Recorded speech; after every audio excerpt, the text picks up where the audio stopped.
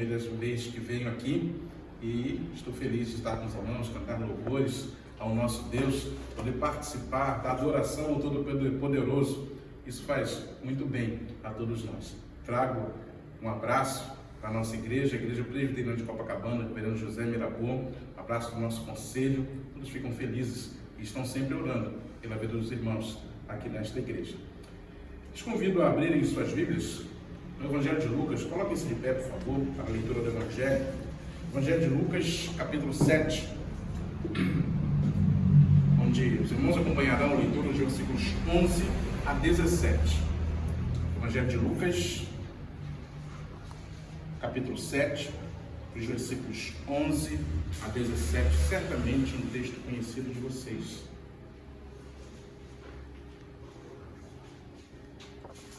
Lucas 7, terceiro Evangelho do Novo Testamento, capítulo 7, os versículos 11 a 17, diz assim o Evangelho de nosso Senhor Jesus Cristo.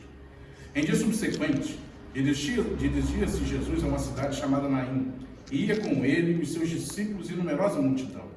Como se aproximava da porta da cidade, eis que saía o enterro do filho único de uma viúva, e grande multidão da cidade ia com ela. Vendo-a, o Senhor se compadeceu dela e lhe disse: não chores. Chegando-se, tocou o esquife, e parando os que o conduziam, disse: jovem, eu te mando, levanta-te. Sentou-se o que estivera morto e passou a falar, e Jesus os restituiu à sua mãe. Todos ficaram possuídos de temor e glorificavam a Deus, dizendo: grande profeta se levantou entre nós, e Deus visitou o seu povo. Esta notícia a respeito dele divulgou-se por toda a Judeia e por toda a circunvizinhança. Feche os olhos, vamos falar com Deus mais uma vez. Senhor, mais uma vez o teu povo lê a tua palavra. Mais uma vez o teu povo suplica a ti que fale aos seus corações. Fala-nos, Senhor. Queremos ouvir a tua voz. Queremos ser mudados, transformados pela tua palavra na ação do teu Espírito. Amém. É a nossa oração, em nome de Jesus. Amém. Os irmãos podem assentar-se. Hoje é dia das mães. E o dia das mães é um dia muito especial. E eu lhe confesso uma coisa, eu sei muito bem disso. Eu sou pai. Quero apresentar a minha esposa, Simone. Eu já ia esquecer. E ela é bom beliscão. Meu filho, Lucas. É o caçula, tenho mais um, mais velho, Rafael, está lá na igreja, tinha compromisso no grupo de louvor de Copacabana, por isso não está conosco. Mãe é algo especial. Nós somos pais, certo, Maurício? Somos pais. Mas sabemos que a coisa com mãe é um pouco diferente. Esse dia é um dia muito bonito, é um dia que todos nós gostamos de comemorar, gostamos de celebrar.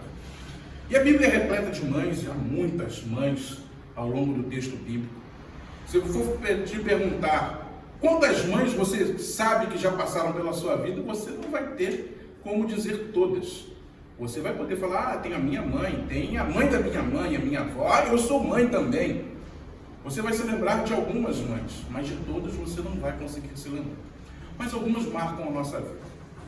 Na minha caminhada, na época seminarista, como Maurício, fui fazer um evangelismo numa região da cidade de Nova Iguaçu, sou de lá, e nós batemos de casa em casa, um evangelismo típico, de bater de porta em porta e pregar o nome de Jesus.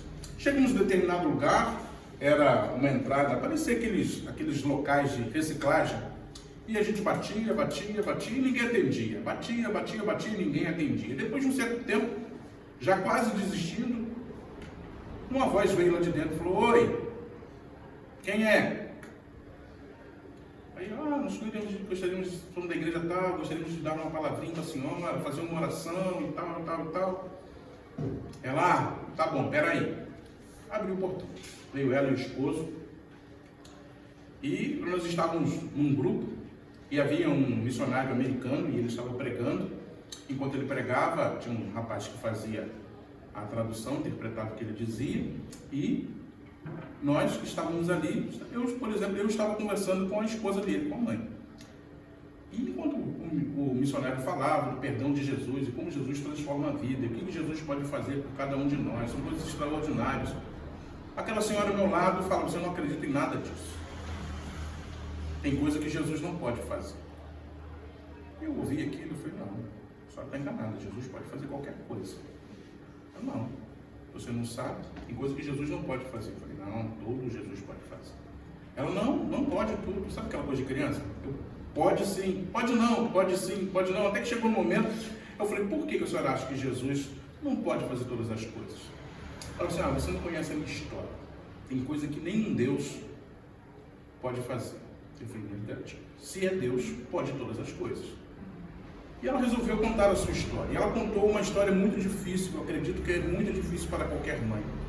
Ela era jovem, morava no estado de São Paulo, e ela estava numa situação financeira muito complicada, vivia na rua, passavam fome, ela e 2 filhos, e ela, temendo que os 3 morreriam lá, ela recebeu uma proposta de trabalho para vir para o estado do Rio de Janeiro, mas ela só podia levar um filho com ela.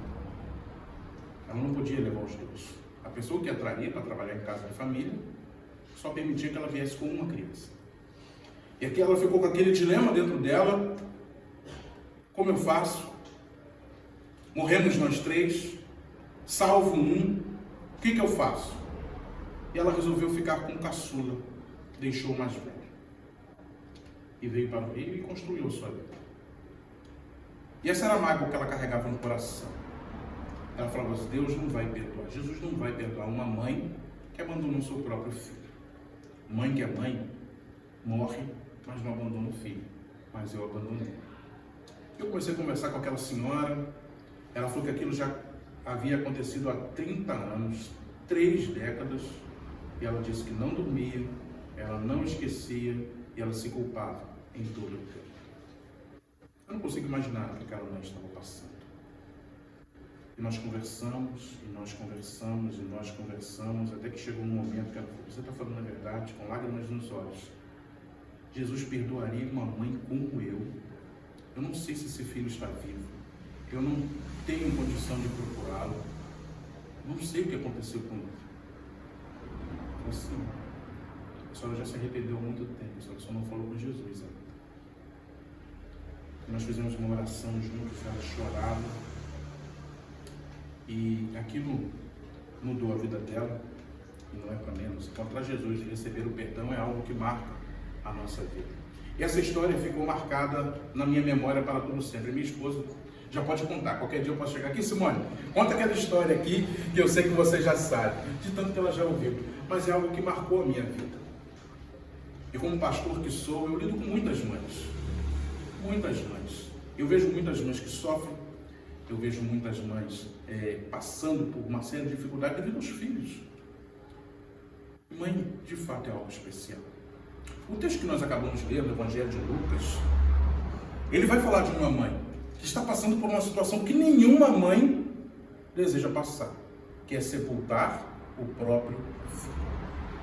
Isso é algo indizível para uma mãe. É antinatural. Normalmente os pais são sepultados pelos filhos. É a ordem natural. Todas as vezes acontece? Infelizmente não. Mas a ordem natural é essa. Aquela mulher estava vivendo uma situação terrível. O texto vai narrar que Jesus estava passando pela Galileia, ali pela região de Cafarnaum. Ele vem fazendo alguns sinais, vem fazendo alguns milagres. Ele passou pelo centurião, ele vai falar, o centurião vai falar com Jesus de seu servo, e ele vai estar caminhando, muita gente está caminhando ao lado de Jesus, eles estão acompanhando o Senhor. Imagine a quantidade de milagres, pessoas sendo curadas, Jesus fazendo coisas extraordinárias, o povo está feliz. Ora, levantou-se alguém poderoso no nosso meio, quem sabe agora que as coisas não mudam, que tudo fica bom.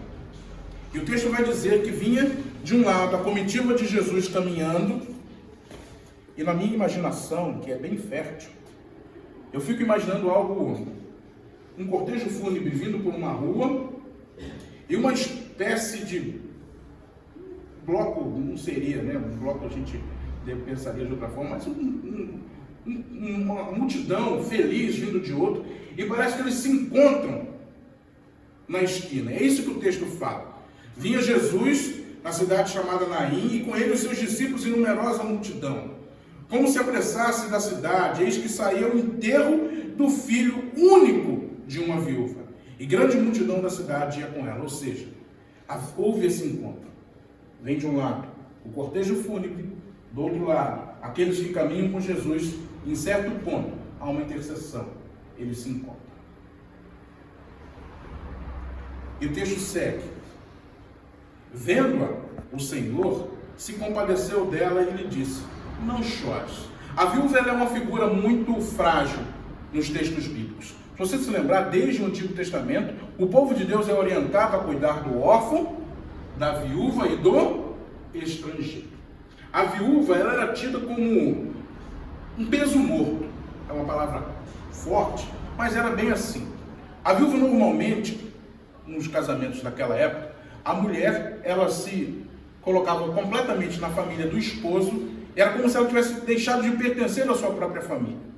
E lá ela vai viver o resto de sua vida.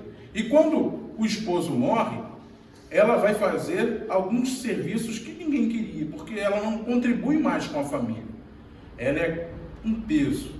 Ela é alguém que está lá, mas deveria mesmo era voltar para a casa dela. Mas isso era difícil de acontecer. Às vezes elas se mudavam com os esposos, às vezes iam para outra região, e a família dela mesmo se acertava de outras formas. A viúva era um elo bem frágil. E o texto diz que aquela mulher, além de ser viúva, que já coloca ela numa situação de fragilidade, ela agora está sepultando o seu único filho. Olha que coisa, que dor. Já estava só, seu companheiro ela havia perdido, a gente não sabe como, os textos não nos relatam, e agora ela perde o seu filho. Certamente um cortejo de muita tristeza, certamente um momento de muita dor. E Jesus para, olha e se compadece dela. Esse olhar de amor do Senhor, ele é distinguível demais nos evangelhos.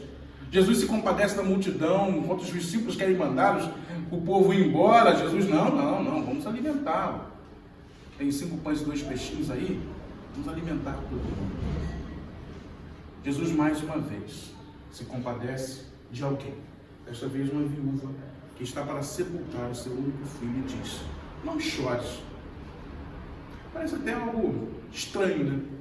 Quando você fala com alguém que está numa tristeza profunda, e principalmente alguém que perdeu alguém tão importante, alguém a quem se ama.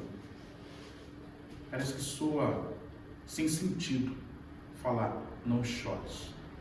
Mas Jesus fala isso para ela. Não porque Jesus não soubesse do que estava acontecendo, não que Jesus não fosse capaz de entender a extensão da dor daquela mulher. Ele sabe, ele é capaz, tanto que ele se compadece. Mas ele também sabe que ele pode transformar aquela situação. Aquele choro, ele tinha razão, mas ele não deveria ser um choro que se perpetuasse na vida daquela mulher, porque o próprio Jesus estava ali. E o texto diz, versículo 14, chegando-se, tocou no esquife e parando os que o conduziam, disse: jovem, eu te mando, levanta-te. Sentou-se o que estivera morto e passou a falar. E Jesus o restituiu à sua mãe. Todos ficaram possuídos de temor e glorificavam a Deus, dizendo: grande profeta se levantou entre nós, e Deus visitou o seu povo.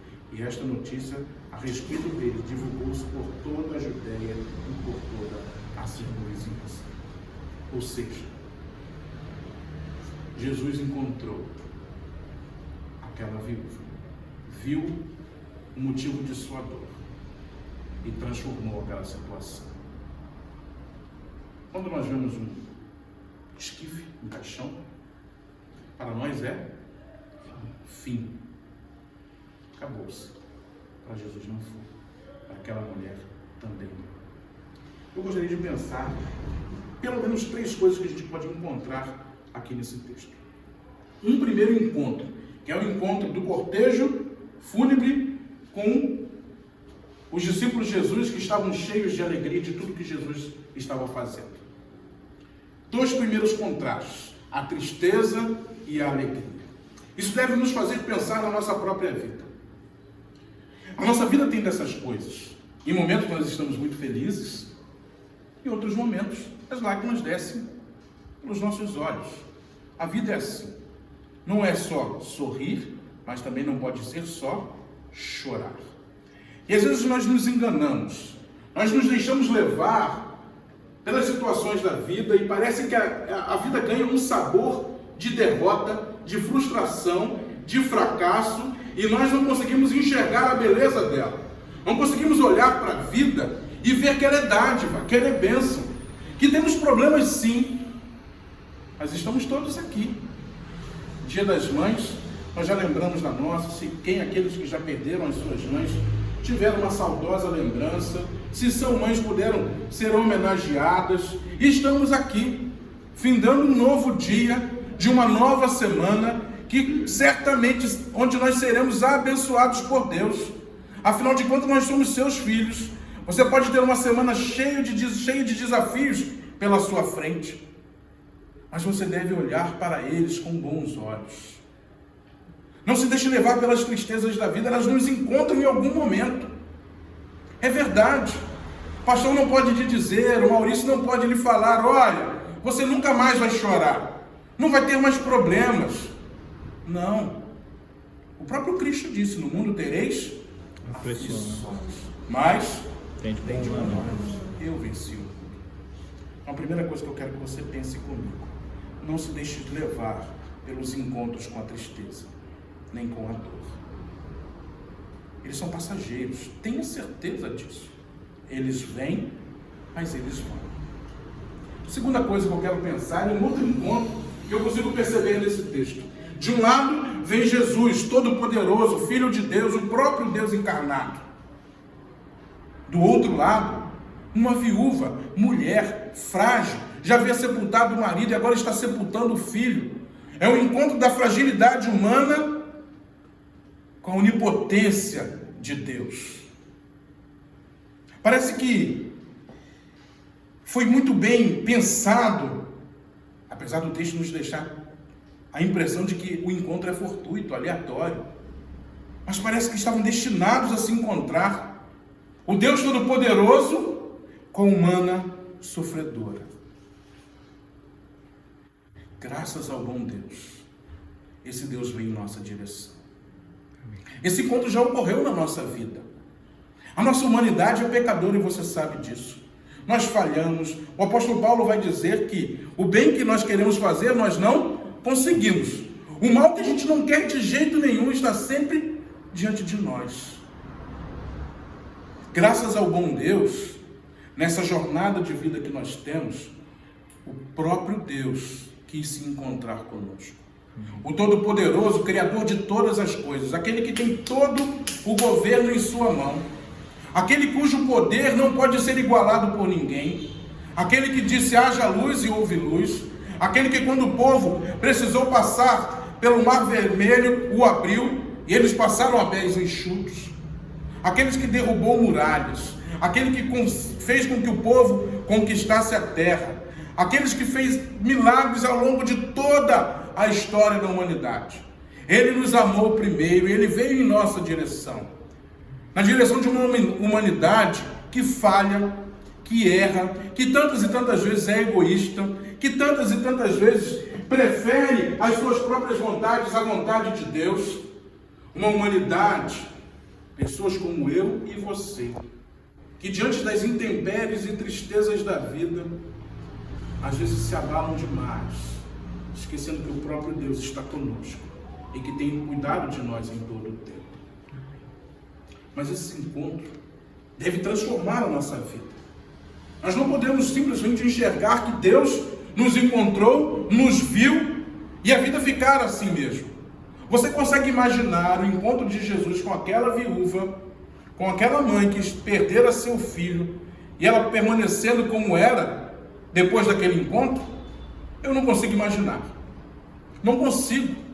A mulher perdera o seu filho, estava carregando o filho para o sepultamento. Já havia toda a cerimônia pronta, as carpideiras deviam estar chorando, a multidão que acompanhava, todo mundo pronto para cumprir os rituais de morte.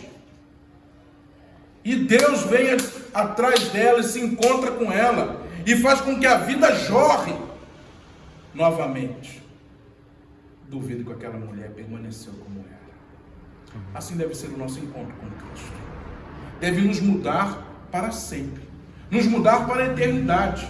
Nós precisamos caminhar nessa jornada rumo a Jerusalém Celestial, na certeza de que a cada dia que passa, nós somos melhores.